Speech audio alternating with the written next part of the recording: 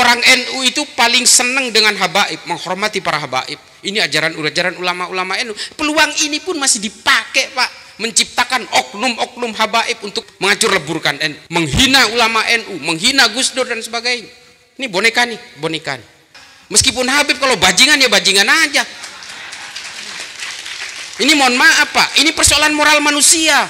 Kalau ada Habib yang kemudian memperkosa pasiennya di Bekasi sampai 3 orang, sampai hamil 2 orang, itu kita mau cium tangan. Habib ini kan persoalan persorangan, individu. Kelakuannya macam-macam, Pak. Saya ditipu berkali-kali, Pak, sama Habib karena saking takdimnya. Wallahi, batu cincin lah, apalah. Dikatakan ini blue safir, ahli ini, wallah asli ini. Ternyata beling, Pak. Jatuh di kamar mandi, prang, beling. Dari botol. Nah coba.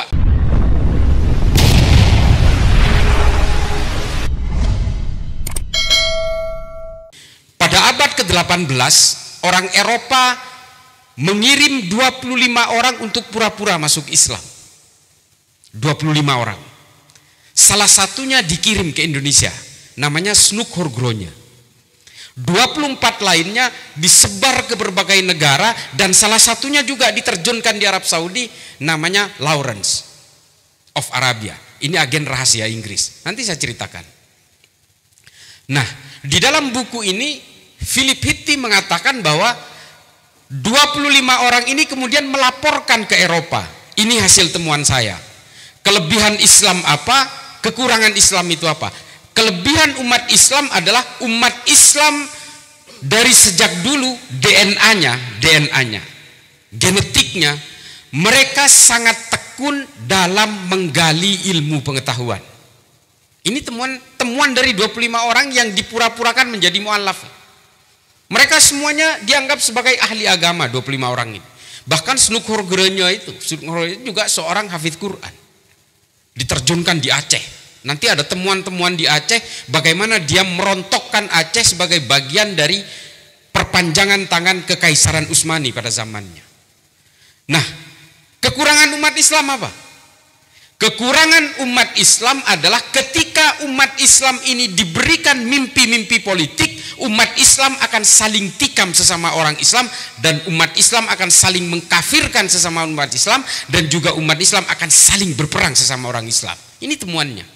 Kenalkan dia dengan urusan politik supaya dia bisa berantem sesama orang Islam dan umat Islam tidak solid, saling berpecah belah, saling berperang satu sama lain, dan mereka akan tercipta sekte-sekte yang kemudian semakin banyak sekte, berarti soliditasnya akan semakin rapuh. Bagaimana caranya? Kembalikan pemikiran politik mereka kepada referensi ideal masa lalunya. Kembalikan dia kepada zaman khilafah dulu, supaya peradaban dia tidak maju dan peradaban manusia masa depan tetap dikuasai oleh kita. Ini Philip Hitti, bukan kata saya.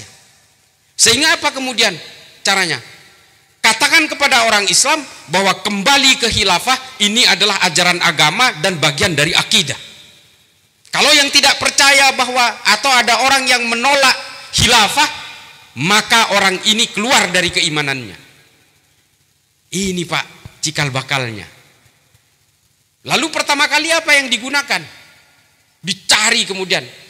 Tafsir tentang agama ini kan sama seperti KUHP, Pak. Di pengadilan itu pasalnya sama. Tapi pembelanya ingin meringankan, jaksa penuntut umum ingin memberatkan dengan pasal yang sama. Tafsir agama juga demikian. Dicari celah semuanya. Maka kemudian ditemukanlah satu urat dasar dari semua ini. Bagaimana cara memecah belah orang Islam? Gunakan pemikiran Ibnu Taimiyah dalam Majmu' al-Fatawa yang disebut dengan konsep al-wala wal bara'. Ini yang kemudian dipakai oleh Lawrence dan seorang ulama dari Najat, Saudi Arabia bernama Muhammad bin Abdul Wahab. Kerepotan, Pak. Para Gus kalian, mohon maaf para kiai. Mungkin sudah ada yang mendengar kisah ini, tapi mohon maaf, saya mesti memperjelas sekali lagi. Lalu kemudian Muhammad bin Abdul Wahab dan keluarga Ibnu Saud merasa kerepotan. Gimana cara memisahkan ini? Sementara secara politik Saudi Arabia ini berada dalam cengkraman Kekaisaran Utsmani, tapi secara de facto, secara wilayah dikuasai oleh kolonial Inggris. Secara politik keislaman di bawah Kekaisaran Utsmani. Lalu bagaimana cara memisahkan ini? Keluarga Ibnu Saud memiliki musuh namanya keluarga Ibnu Rashidin dari kota Ha'il. Ini seorang habaib. Ini kemudian mengapa orang Wahabi mengharamkan penghormatan terhadap dzurriyyah Nabi. Dari sini awalnya. Kenapa diharamkan? Supaya orang Saudi tidak mendukung Ibnu Rashidin. Karena Ibnu Rashidin dan keluarga Ibnu Saud ini berperang sebanyak 8 kali. 13.000 orang Saudi mati dari kedua belah pihak. Lalu kemudian, kalau begitu kita pakai al-wala wal baroknya Ibnu Taimiyah. Kita harus pakai ini. Untuk apa? Untuk menyaring supaya orang Islam ini ketemu. Siapa pihak mereka, siapa pihak kita. Lalu diayaklah dengan sistem ini. Orang-orang yang merasa bahwa tidak cocok dengan pemikiran ini kabur ke Yordan, kabur ke Libanon, kabur ke Syria, ke Damaskus dan sebagainya. Sehingga akhirnya apa? Keluarga Ibnu Saud berkuasa dan kemudian untuk mensterilisasi kekuasaan keluarga Ibnu Saud dibuatlah berbagai ajaran-ajaran baru yang disebut dengan Wahabi. Karena ulamanya bernama Muhammad bin Abdul Wahab. Siapa Muhammad bin Abdul Wahab? Seorang ulama dari Najd. Nama aslinya Muhammad bin Abdul Wahab At-Tamimi. Dari marga ini kita runut ke atas. Pertama kali orang yang berani melawan kepada Rasulullah namanya Zulhuwaisirah. Zulhuwaisirah siapa namanya? Zulhuwaisirah At-Tamimi. Saya tidak ingin mendiskreditkan At-Tamimi yang ada di Indonesia. Ini soal moral saja. Tapi secara genetik nanti ada hubungannya. Ada At-Tamimi di sini yang juga menjadi aktivis NU. Ini bukan itu. Saya hanya ingin merunut sampai kepada Muhammad bin Abdul Wahab saja dulu. Tidak semua At-Tamimi ini kotor seperti At-Tamimi yang lain. Tapi yang melawan kepada Rasulullah pertama ketika Rasulullah membagi harta ghanimah, lalu dia menuduh Rasulullah tidak adil, itu namanya Zulhuwaisirah At-Tamimi. Asalnya dari mana? Dari Najd. Lalu kemudian setelah itu Rasulullah mengatakan, ini kelompok ini nih, ntar kalau baca Quran cuma sampai kerongkongannya aja. Dan kelompok seperti ini nanti seperti kelompok yang anak panah yang lepas dari busurnya, liar, tidak terkontrol. Dan betul, pada zaman Sayyidina Ali muncul satu kelompok pembangkang yang mengkafirkan Sayyidina Ali, namanya kelompok Khawarij. Motornya siapa? Abdurrahman bin Muljam At-Tamimi. Dari mana? Najd. Ada lagi siapa? Amir bin Bakir At-Tamimi. Dari mana? Dari Najd. Yang terakhir yang saya sebut tadi adalah penemu ajaran Wahabi bernama Muhammad bin Abdul Wahab At-Tamimi. Dari mana? Dari Najd.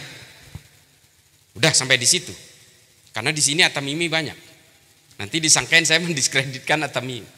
Bani Tamim ini memang punya DNA untuk melakukan pemberontakan kepada siapapun yang memerintah. Sampai mereka akan berhenti kalau dia yang berkuasa. Tapi persoalannya kemudian, Wahabisme ini kan sudah berkuasa lewat keluarga Ibnu Saud.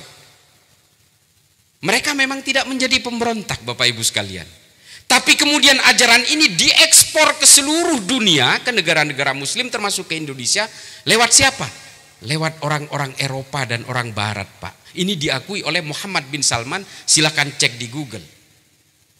Di Frontline PBS dia mengakui bahwa Wahabisme ini dulu diminta oleh negara-negara Eropa dan Amerika untuk diekspor paksa ke seluruh dunia. Tujuannya apa? Untuk menandingi pengaruh Uni Soviet lewat paham komunisme, di mana negara barat sangat khawatir yang bisa menandingi ini ya hanya Wahabisme, karena sudah terbukti memerdekakan Saudi dari Kekaisaran Ottoman. Ajaran-ajaran Saudi ini, ajaran-ajaran Wahabi ini kemudian sama seperti yang kita kenal hari ini, yang selalu menyerang ajaran-ajaran dari para ulama Nahdlatul Ulama yang kita kenal hari ini. Mengapa kemudian orang-orang Wahabi mengharamkan ziarah kubur, tawassul diharamkan? Karena memang dari dulu orang-orang Saudi dilarang untuk punya ikatan masa lalu dengan leluhurnya. Supaya apa? Supaya loyal kepada keluarga Ibnu Saud. Makam Kanjeng Nabi itu hampir dihancurkan oleh orang Wahabi. Kalau Komisi Hijaz dari para ulama NU tidak melarang. Syekh Nawawi Al-Bantani, termasuk Mbah Hasyim Asy'ari, juga ikut melarang penghancuran makam Rasulullah di Madinah. Mengapa mereka ngotot ingin menghancurkan situs-situs kenabian? Supaya orang Saudi tidak punya ikatan masa lalu dengan Rasulullah. Makanya mereka mengharamkan maulid juga. Kenapa mereka ingin putus dengan Rasulullah? Supaya orang Saudi semua mendewa-dewakan keluarga Ibnu Saud. Dan mengapa musik diharamkan, budaya diharamkan? Karena mereka sangat takut dengan masyarakat Saudi yang berkumpul, takutnya ketika mereka berkumpul membangun pemberontakan. Karena pada zaman itu revolusi di setiap negara didahului dengan kebudayaan-kebudayaan. Makanya jangan heran kalau wayang juga diharamkan oleh orang Wahabi. Musik juga diharamkan. Kita tidak berbicara Saudi hari ini. Saudi betul-betul jauh berbeda hari ini. Orang Wahabi di Indonesia ingin menjadikan Indonesia seperti Saudi masa lalu. Tapi orang Wahabi di Saudi hari ini ingin menjadikan Saudi seperti Indonesia hari ini. Kebalik-kebalik. Bapak Ibu sekalian, saya berbicara ini bukan karena terlalu fanatik terhadap NU, bukan. Saya ulangi sekali lagi, kalau saya tidak keliling ke Afrika, saya tidak keliling ke Asia Selatan, ke negara-negara konflik di Timur Tengah, termasuk juga di beberapa negara konflik di Asia Tenggara, saya mungkin tidak akan bercerita tentang ini. Karena apa? Karena semua disebabkan oleh pengaruh ini. Sunni, Syiah bermusuhan, gara-gara politik Pak, sampai sekarang nggak akur-akur. Kalau sudah persoalan politik Pak, umat Islam itu nggak mikir imannya sama, syahadatnya sama, Qurannya sama, nggak mikir Pak. Pokoknya kalau beda orientasi politik, lu musuh gua. Ini Islam ini. Nah peluang ini yang dilihat oleh orang Barat. Lalu orang Barat menciptakan boneka-boneka politik. NU hari ini disasar. Orang NU itu paling senang dengan habaib, menghormati para habaib. Ini ajaran ulama-ulama NU. Peluang ini pun masih dipakai Pak, menciptakan oknum-oknum habaib untuk menghancur leburkan NU, menghina ulama NU, menghina Gus Dur dan sebagainya. Ini boneka nih. Makanya saya setuju dengan Kiai Nasih tadi yang mengatakan kita betul-betul memposisikan Ahlul Bait itu sebagai posisi tertinggi. Kita sepakat itu. Karena ini bagaimanapun kita harus membangun kecintaan kepada Rasulullah lewat penghormatan terhadap para dzurriyyahnya. Tapi soal moral lain lagi Pak. Meskipun Habib kalau bajingan ya bajingan aja. Ini mohon maaf Pak, ini persoalan moral manusia. Kalau kita kemudian benci kepada orang yang melakukan penipuan tapi dia Habib, ya kita benci kepada kelakuannya bukan kepada Habibnya. Saya ditipu berkali-kali Pak sama Habib karena saking takdimnya. Wallahi, batu cincin lah apalah. Dikatakan ini blue safir, ahli ini, wallah asli ini. Ternyata beling Pak. Jatuh di kamar mandi, prang, beling dari botol. Nah coba, ini mohon maaf, ini saya cerita soal ini bukan apa. Untuk dzurriyyah Nabi, kita sepakat, kita mengikuti anjuran para ulama yang kita belajar juga, Durratun Nasihin juga kita temukan kok itu. Bahwa menghormati dzurriyyah itu sama artinya dengan menghormati Kanjeng Nabi. Kita sepakat itu. Tapi habaib itu bukan habib Pak, habaib itu jamak. Habib ini kan persoalan persorangan, individu. Kelakuannya macam-macam Pak. Kalau ada Habib yang kemudian memperkosa pasiennya di Bekasi sampai 3 orang, sampai hamil 2 orang itu, kita mau cium tangan. Mohon maaf, saya mending cium tangan ke Kiai Nasih aja. Persoalannya kemudian ada beberapa oknum Habib yang justru menghancur leburkan NU dan membentuk enklav-enklav perlawanan di NU. Madura itu hancur lebur Pak hari ini NU-nya. Karena apa? Politik Pak. Mulai dari zaman Prabowo 2014, Prabowo 2019, hari ini Anies, semua dibelah-belah umat itu. Hadir ke sana Habibnya. Isinya apa? Memecah belah orang, mengkompori orang, lawan semua. Yang tidak mendukung Anies itu adalah orang kafir yang tidak setuju terhadap Islam. Ini loh yang dilawan oleh Khalifah Umar bin Abdul Aziz.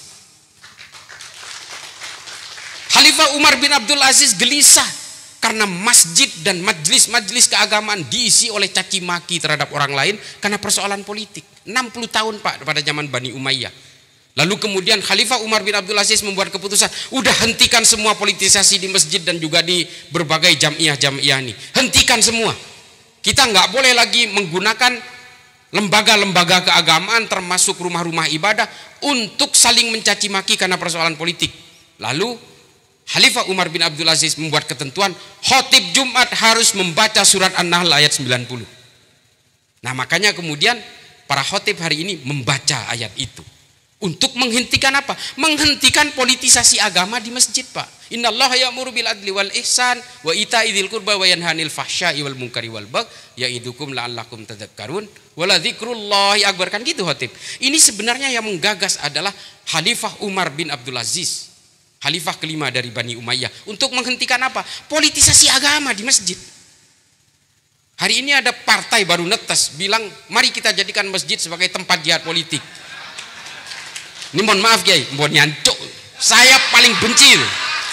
Saya paling benci. Ini yang merusak umat Islam, Pak. Memecah belah umat Islam. Karena kepentingan politik, kemudian umat Islam dipecah belah supaya apa? You are either with them or you are with us.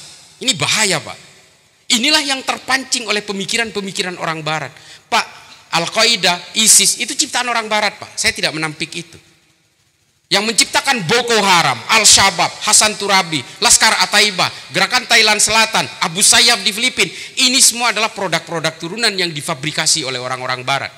Termasuk di Indonesia, Jamaah Islamiyah, Jamaah Ansarud Daulah, Jamaah Ansarud Syariah, dan semua berbagai banom-banomnya mereka ini yang ada di Indonesia. Ini semua difabrikasi oleh orang barat. Lalu, apakah Densus juga ikut menjadi fabrikasi orang barat? Bukan, karena mereka ini tidak tahu bahwa mereka ini difabrikasi oleh orang barat. Mereka ini adalah korban semua. Meskipun kita tahu itu fabrikasi orang barat, kalau dia memeledakkan diri di pesantren Miftahul Huda, ini waduh, naudzubillah min dzalik. Misalnya, apakah kita harus diamkan? Enggak, harus kita tindak. Meskipun kita tahu mereka ini hanya korban ideologi transnasional, mereka ini adalah korban pembodohan dari berbagai fabrikasi itu, tapi kan ini harus disadarkan.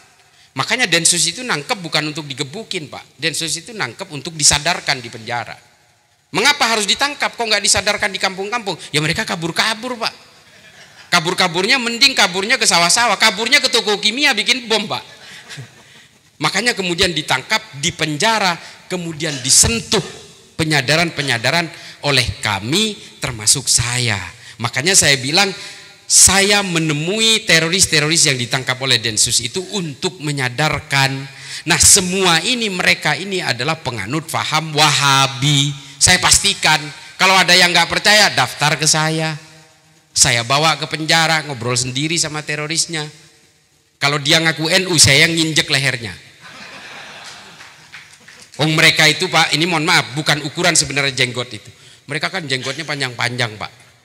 Meskipun saya sering katakan, tahu nggak, kamu kata Imam Ghazali apa? Makin panjang jenggot kamu, otakmu makin kecil. Mereka katakan, itu kan kata kamu ahlul bid'ah katanya. Nah, saking taatnya mereka terhadap sunnah, terhadap yang namanya jenggot itu, kalau dipotong mereka ngamuk. Jadi saya bilang, kamu agamanya bukan Islam, kamu agamanya jenggot berarti. Nah mereka itu nggak mau kalau dipotong pendek, mereka maunya panjang segini. Nah ini berarti ukurannya apa? Ini ideologinya masih kuat. Kadang-kadang saya menggunakan medium rokok, Pak, memeriksa mereka. Ketika mereka udah suntuk, diperiksa berjam-jam, dibongkar isi kepalanya, saya ngerokok, basbu saya sembur-semburin gitu kepada dia gitu. Akhirnya dia mau ngerokok, oh ini tinggal separuh ideologinya nih. Ukurannya itu. Kadang-kadang kalau udah capek banget dia kehausan, saya kasih minuman di tangan kiri gitu, di posisi tangan kiri di sini, dia ngambilnya pakai tangan kiri. Wah ini udah tinggal seperempat ini.